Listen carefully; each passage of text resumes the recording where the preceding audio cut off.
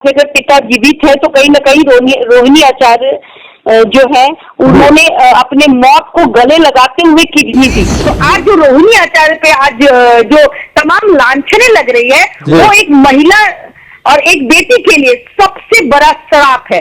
हम बेटियां हैं जो हम अपने पिता को शादी के बाद भी हम अपने पिता को अपने कलेजे से लगा के रखते हैं, उनको भूलते तक नहीं है। और यही बात आप देखिए, दिन रात अपने पिता की सेवा करती है, किडनी देती है, और कभी नहीं चाहेंगे कि भाई रोहिणी आचार्य जो सारण से उसकी सीट जो है वो मजबूती से वो जीत पाए। सम्राट चौधरी है, उनके अंदर इनसिक्योरिटी आपको दिखाई पड़ रही होगी, वो तमाम तरीके का लांछन दिखाई पड़ रहा होगा। नमस्कार, आप देख रहे हैं देशवा न्यूज, मैं हूं आपके साथ शुभम कृष्णा।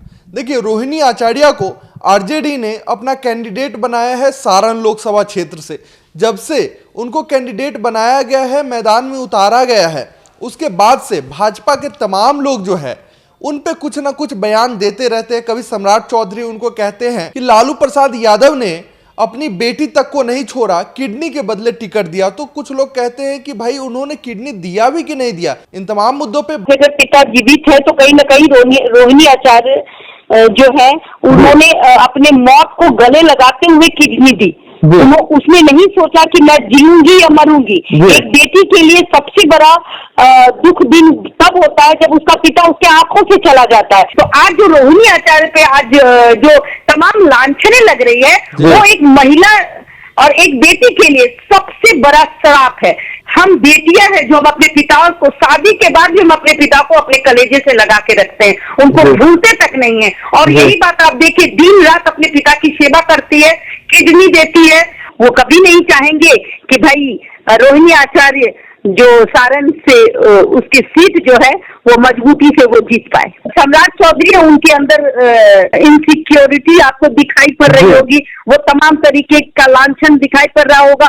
पता नहीं उनके घर में बेटी है या नहीं है, उनके भी पिता है, उन्होंने कभी किडनी नहीं दिया है तो शायद उस किडनी के बारे में वो नहीं जानते होंगे, वो इतना प्यार नहीं करते होंगे अपने पिता से।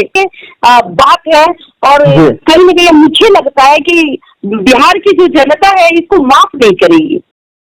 एक बेटी को कितना परीक्षा देना पड़ता है मैडम, अगर उसने किया भी है तो क्यों किया है, नहीं भी किया है तो क्यों किया है, यह समाज में कहां तक सही है?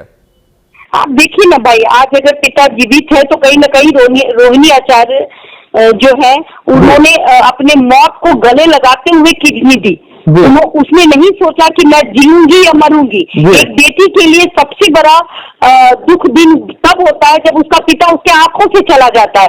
ये शायद भाजपा के नेता जो बोल रहे हैं वो कहीं न कहीं भटक रहे हैं, चुनावी मुद्दे की बात न करते हुए एक बेटी पर कटाक्ष करना, उस पर लांछन लगाना, ये कहीं न कहीं जो 50% महिला आबादी है उसको आक्रोशित करने का काम कर रहे हैं, जो कि वो गलत है। कुछ दिन पहले देखिए आप कि सम्राट चौधरी आते हैं, बिल्कुल कभी खुद कह रहे थे कि मुरट्ठा नहीं खोलूंगा, गंगा में तभी बहाऊंगा जब मैं सीएम का पद स्थापित करूंगा।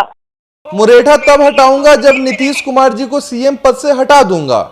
हाँ, लेकिन ऐसा नहीं हो गया। जब ऐसा नहीं हुआ तो उन्होंने मुरट्ठा भी नहीं हटाया, लेकिन डिप्टी सीएम के तौर पर, और उस जिस शख्स के बारे में उन्होंने बयानबाजी की थी, आज उसी शख्स के साथ बैठ के खाना भी खाते हैं। जी बिल्कुल, सरकार में बैठ गए हैं, उसी की बोली भी बोल रहे हैं। तो भाई नेताओं की बात करूं तो आज वो आपके बारे में अच्छे बोलेंगे, जब वो विपक्ष में थे तो ना जाने नीतीश कुमार जी के लिए कितनी अमर्यादित शब्दों का उन्होंने यूज किया होगा। बिल्कुल, बहुत ही अपशब्द बोला करते थे सम्राट चौधरी जी और तमाम नेता जो है। बिल्कुल, और कभी कभी आपने देखा होगा कि जब एक बयान आया था कि लड़की को रात वाला जो बयान उन्होंने विधानसभा में दी थी कि लड़की और लड़का में ऐसे होना चाहिए, जब नीतीश कुमार ने कहा था कि बाहर गिरा दो, तो इस टाइप से जब बात हुई थी तो पता नहीं कितने भाजपा के वरिष्ठ नेता, चाहे वो नरेंद्र मोदी तक ने बिल्कुल उन पर कटाक्ष किया था कि भाई मतलब अब हद हो गई। और कहा करते थे कि कितने बेशर्म मुख्यमंत्री हैं।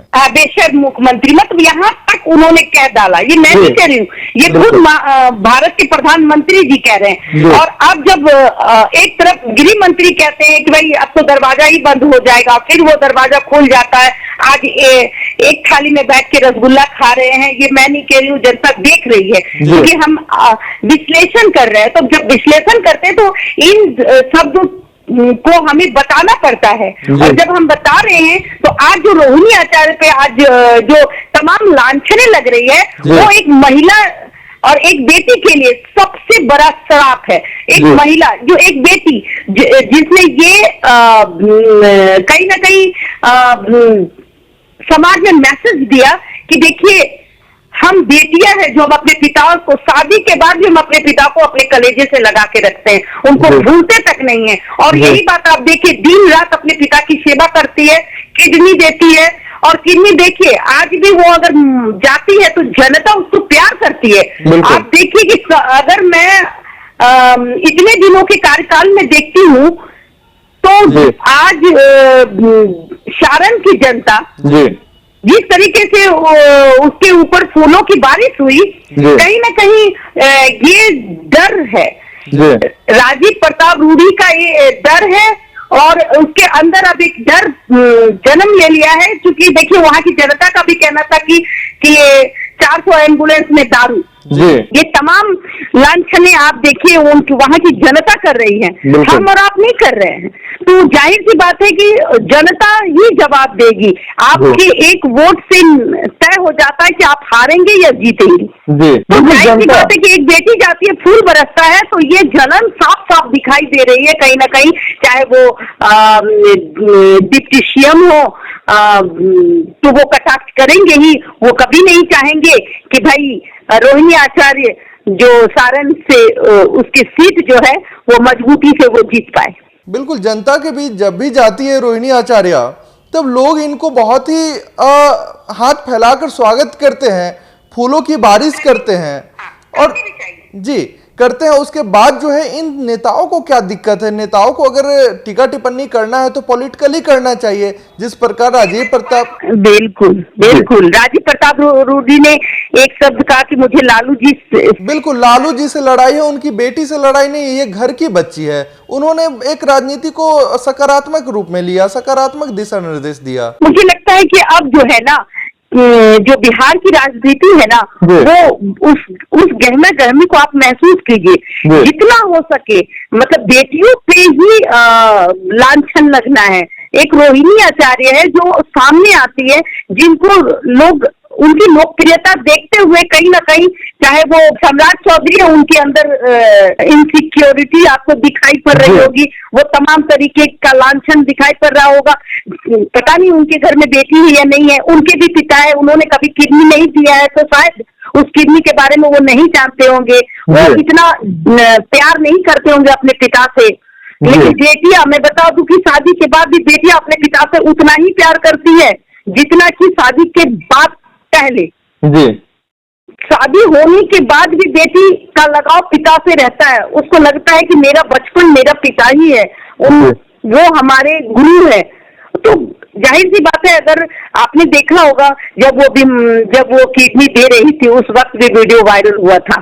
तो राजनीति का स्तर इतना गिरते कैसे जा रहा है मैडम? क्या ही कहना। अब देखिए, आपको और भी कुछ देखने को मिलेगा, और मैं बार बार बता देती हूँ कि ऐसे कटाक्ष करने से जो महिला की वोट है कहीं ना कहीं आरजेडी की ओर रुझान कर जाएगी, और कहीं ना कहीं सिंपैथी वोट रोहिणी आचार्य को मिलेगा। क्योंकि पुरुष प्रधान समाज में अगर महिलाओं को इस रूप से देखा जाए कि भाई किडनी नहीं दिया, किडनी के बदले सीट, तो ये मतलब जितना भी लांछन रोहिणी आचार्य पे मत्थे मरा जा रहा है एक बेटी के लिए, और तमाम बेटियां, तमाम बहू, तमाम माँ ये बर्दाश्त नहीं करेगी। तो कहीं ना कहीं वो जो सीट आप देख रहे हैं वो उनके झोली में चली जाएगी। तो बचना चाहिए बीजेपी को इन सब छीछा लेकर से, इन सब बातों से। और वरिष्ठ नेता जो है बीजेपी के, उनको कम से कम ऐसी शब्दों को यूज करने वाले को नॉक करना चाहिए कि ऐसे बयानबाजी देने से हार्मफुल हो सकता है। बिल्कुल, नेताओं पर कार्रवाई करना चाहिए। बिल्कुल बिल्कुल। चलिए, बहुत धन्यवाद मैडम। जी जी, थैंक। तो आपने सुना कि देशवा न्यूज की ब्रांड एम्बेसडर बबीता मिश्रा जी ने किस प्रकार वैसे नेताओं को आड़े हाथ लिया और कहा कि भाजपा के बड़े नेताओं को भी जो है ऐसे नेताओं पर कार्रवाई करना चाहिए। इन तमाम मुद्दों पे आप क्या कुछ सोचते हैं, कमेंट में अपनी प्रतिक्रिया जरूर रखें। बहुत बहुत धन्यवाद आपका।